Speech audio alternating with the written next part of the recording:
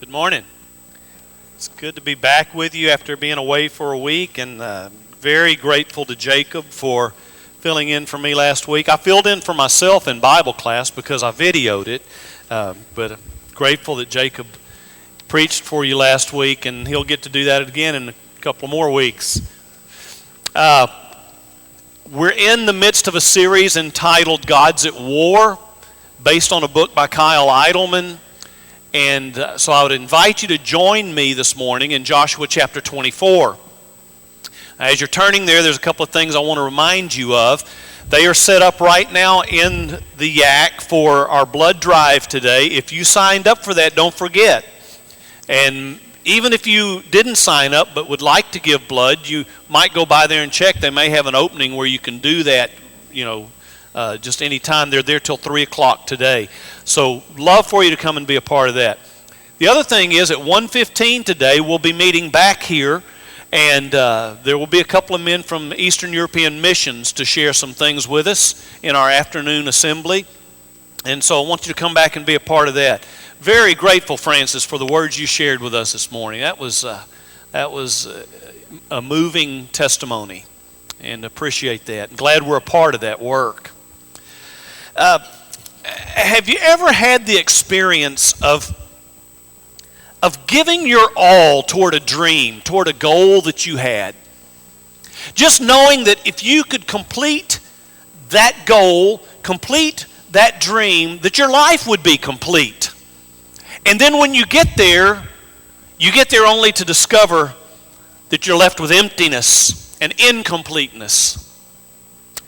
What I want us to see in all of that is that consuming goal has perhaps been unmasked as just another God in our lives that cannot fulfill. As we journey through life, we come to these forks in the road, and those forks in the road choose us to determine a path for our lives. In our better moments, we do that. We know what's at stake in the choice before us, and so we choose the path that we believe will be best. But oftentimes we come to forks in the road and we just continue to walk without giving much thought to which way we're going. And there's a number of reasons why we might do that. Maybe it's because that's the way our family has always done it. Or maybe it's because that's the way the people we admire do it. Or maybe we choose a particular path because it seems like that's the path that everybody else is choosing. Well, in ancient Israel, Moses had led the Israelites out of Egyptian bondage. And as those events unfold, God reveals to them His power. He does that through the 10 plagues, the parting of the Red Sea. He does that through the provision of manna and quail every day. He does that through bringing water out of a rock. But the people, even through all of that experience, don't really exhibit much faith. They continue to whine and complain.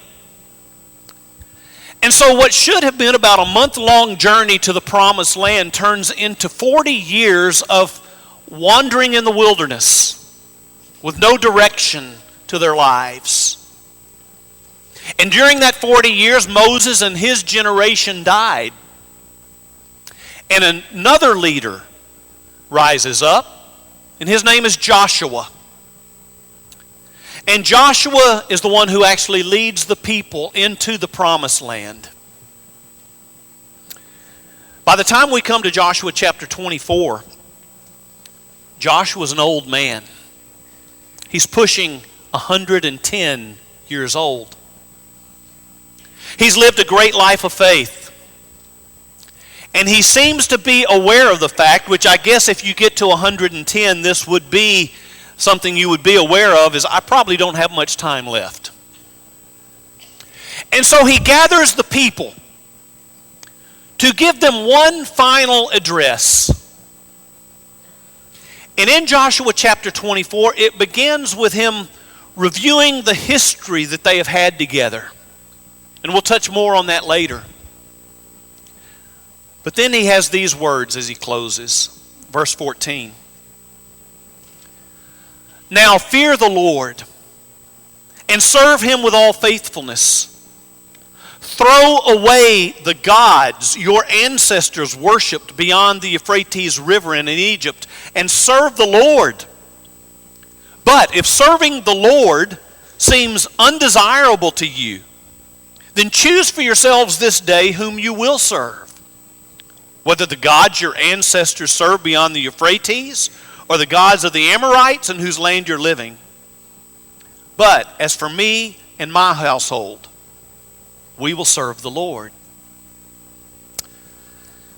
There's no beating around the bush here. Joshua gets right to the point. And the point is, make a choice. Choose your God. Now it's interesting that Joshua provides them with several options. As the leader of his people, Joshua could have just commanded them to serve Yahweh. But you know what? Historically, we have a difficult time understanding this. You can't command people to serve God. People have to choose to serve God. And when they choose to serve God, it's going to be at the expense of other paths that they could take. And so Joshua lays it out, and he breaks it down like this.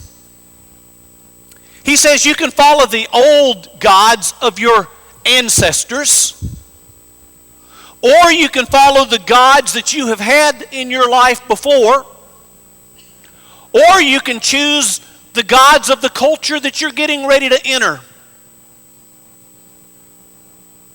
He does offer them a fourth choice, and we'll talk about that momentarily. But for a moment, I want you to forget that these are ancient idols. I want you to forget that these are ancient gods, and I want you to consider that each category that Joshua offers them has to do with a time and place in their lives. And that's significant because the gods that compete for our attention, and Denver did a good job identifying some of those just a while ago. The gods that compete for our attention come to us based upon our current circumstances. And so there's this underlying assumption that is made here by Joshua, is that we will make a choice. In fact, we have made a choice. Now Joshua doesn't offer a fifth option though. Nowhere do you see him offer this option, or you can choose to worship no God at all. Do you know why? Because all of us are hardwired to worship. Every one of us.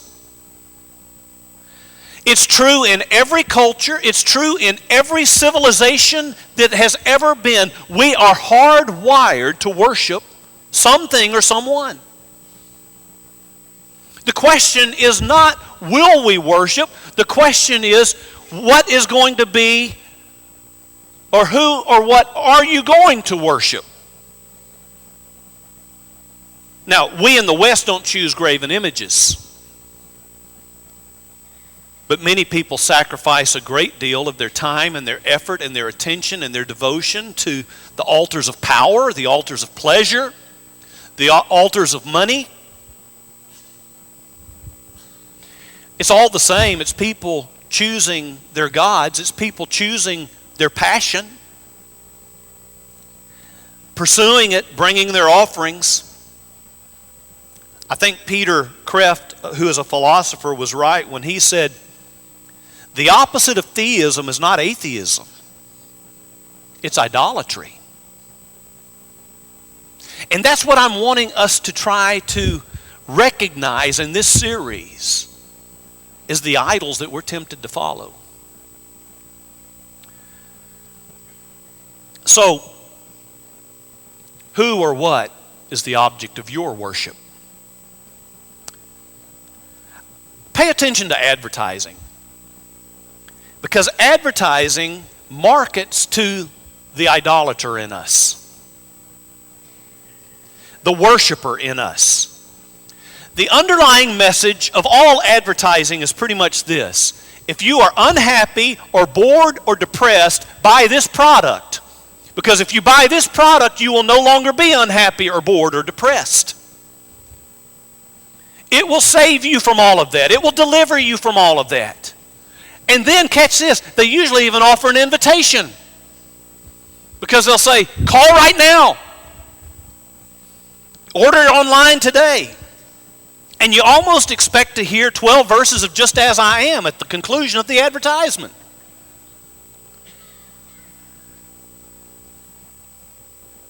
What's a bit confusing for us, and so I think it's important that we address this.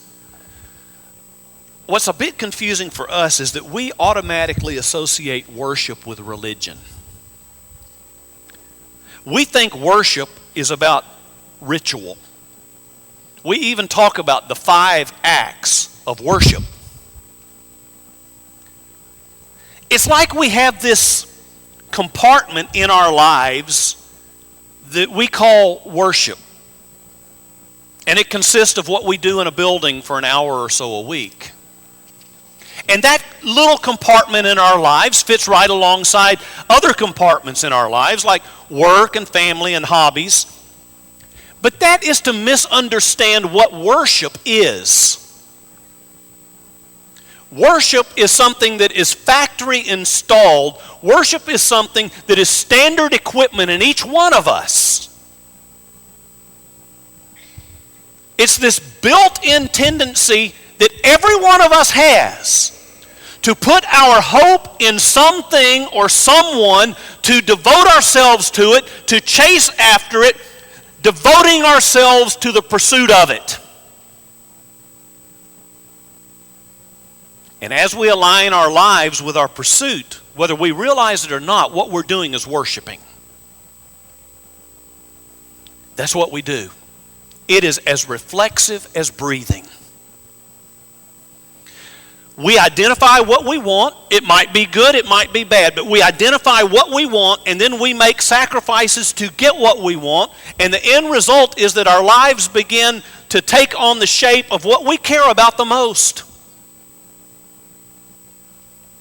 We make the choice only to discover that the choice makes us. The object we choose to worship is going to define us. And so, option number 1 that Joshua offers the people is the gods of our parents. He says in chapter 24 and verse 14, he speaks of the gods your ancestors worshipped beyond the Euphrates River.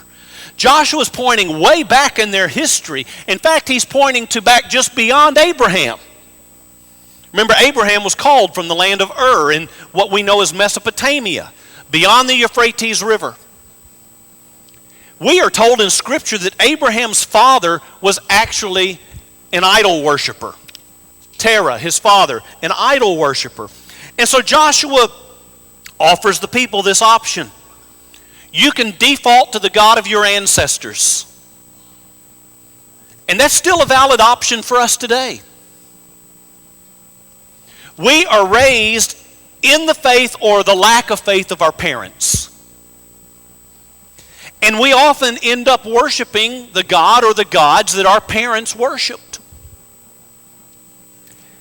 And as we parent, whether we are consciously aware of this or not, as our kids watch our lives, they're discovering what is important to us. They are discovering the things to which we are devoted, the things which we worship.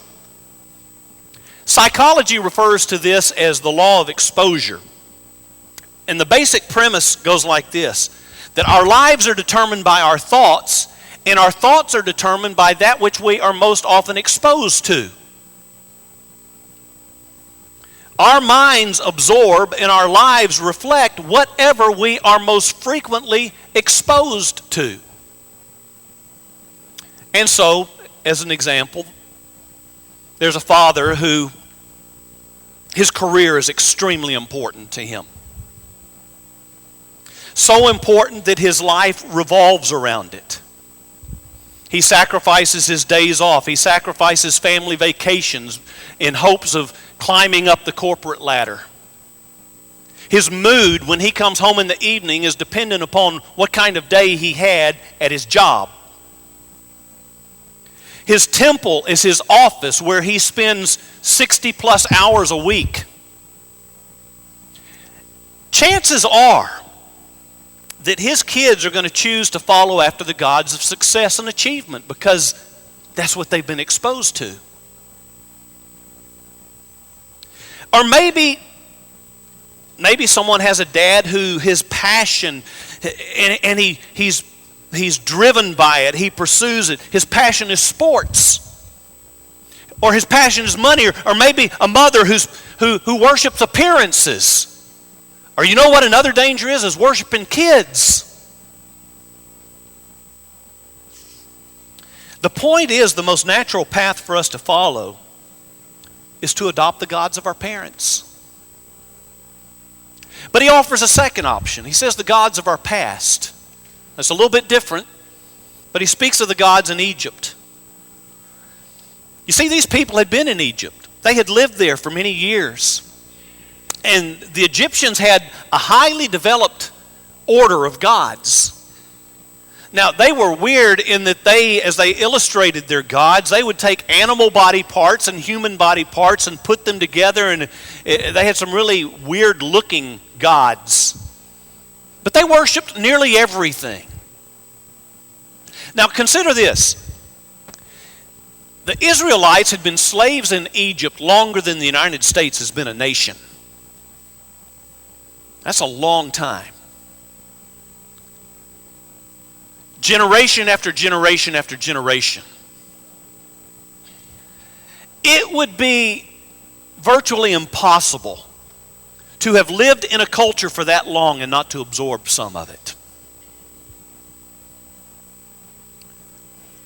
And those old habits don't die easily. You know what I'm talking about.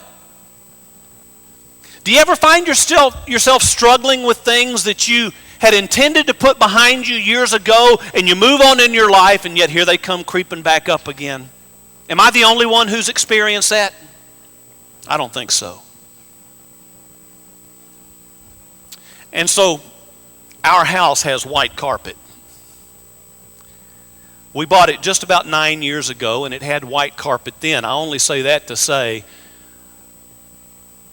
anyone with grandparents with grandkids and a dog that has white carpet is crazy.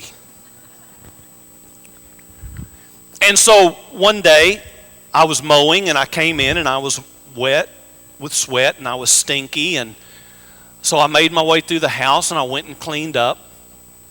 I came back out in the den and I smelled something that didn't smell good at all. So, I checked and it wasn't me anymore. And I looked down in horror to see that I had walked in dog poop all the way across that white carpet. There was something attached to me that I did not intend to bring in. And I say that to say that many people become Christians and they invite Jesus into their lives and they're all cleaned up and everything seems great. But then you get that whiff and realize that there's stuff that you've brought along with you that you didn't really intend to. Stuff that just came along for the ride. Why does it continue to cling to us? You know what I'm talking about, don't you? Listen, the problem isn't that we chose to follow Jesus. The problem is that we've tried to follow Jesus without leaving some stuff behind. And Joshua knew that there were some who still had some of Egypt on their sandals. Old gods die hard. Old gods hold on. Old gods want to creep back in. They want to rule our hearts again. And so even if we've chosen the Lord in the past, Joshua's advice here is to choose this day whom you will serve. And you know what you're going to need to do in the morning? You're going to need to choose tomorrow who you're going to serve. And the next day, and the next. Option number 3 is the gods of their culture. Joshua 24 and verse 15, he speaks of the gods of the Amorites. The Amorites are in the promised land. They are people that Israel's getting ready to go in and defeat. And they're going to defeat their gods too. These are the newcomer gods. But they wielded a powerful weapon. The powerful weapon that they yield is proximity. They're around them. They're hiding in plain sight. The dominant god of the Amorites was Baal. Baal was a god who had begun as a weather god. But through the years, the people had lifted Baal to a god of more importance than that. He's the fertility god. And the mother god was Ashtoreth. And the Old Testament despises those two gods above all other gods. Baal and Ashtoreth. You know why?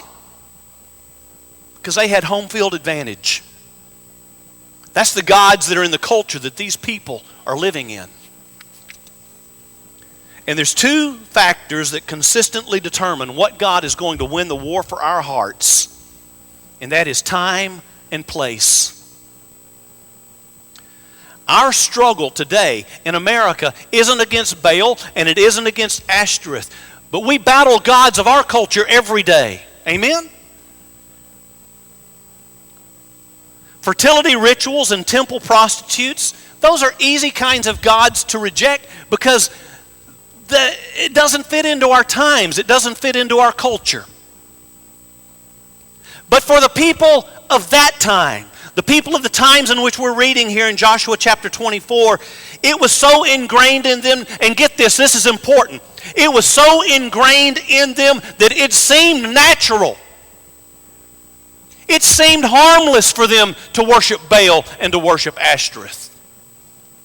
And I would suggest to you today that we have idols that are hiding in plain sight all around us, but we don't recognize it because they seem natural and they seem harmless.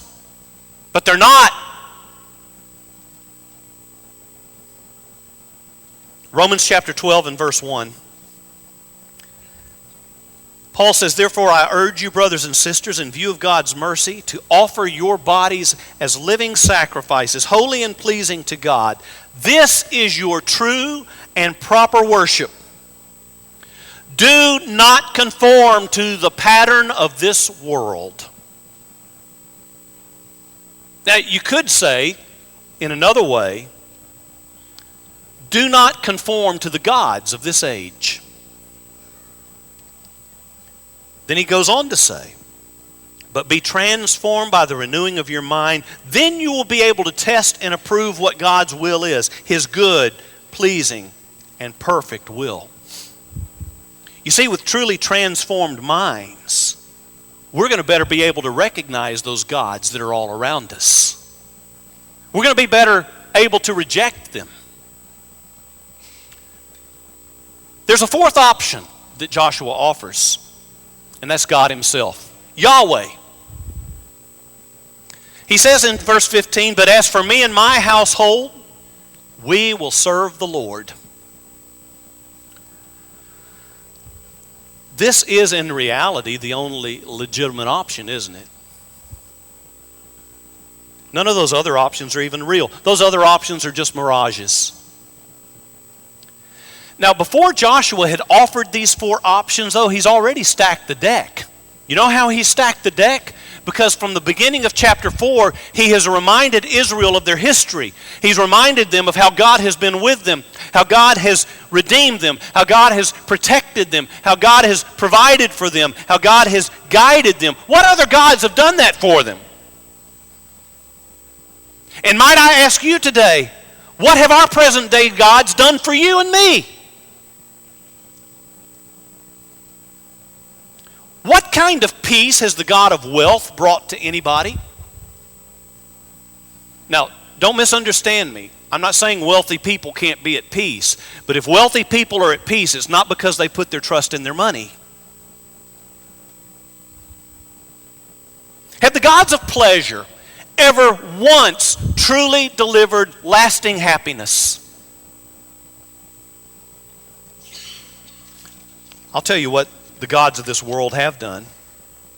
They enslave us, they rob us, and they always disappoint us.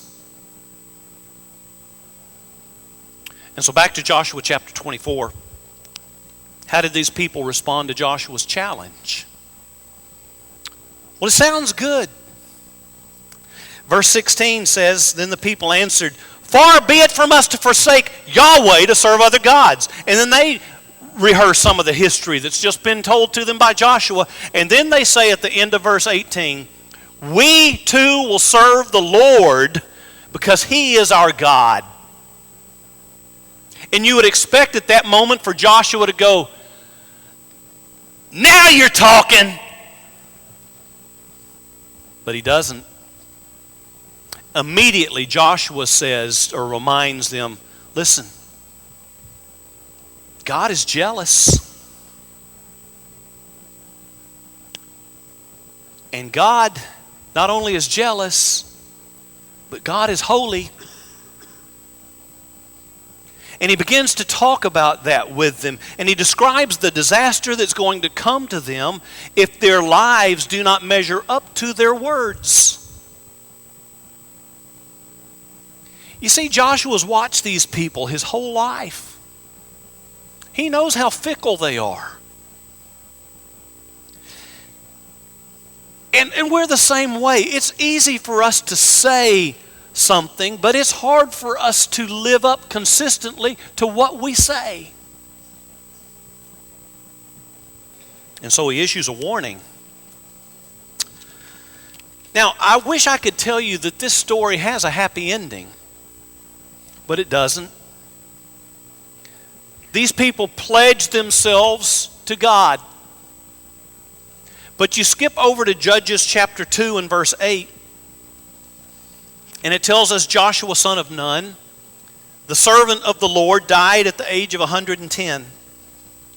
And they buried him in the land of his inheritance at Timnath-Heres in the hill country of Ephraim, north of Mount Gaash.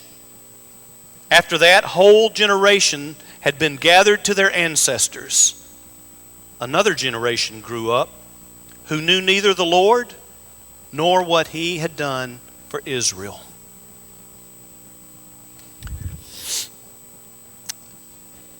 Let me tell you that the gods of this world never surrender. They don't ever give up. Because they want your heart back.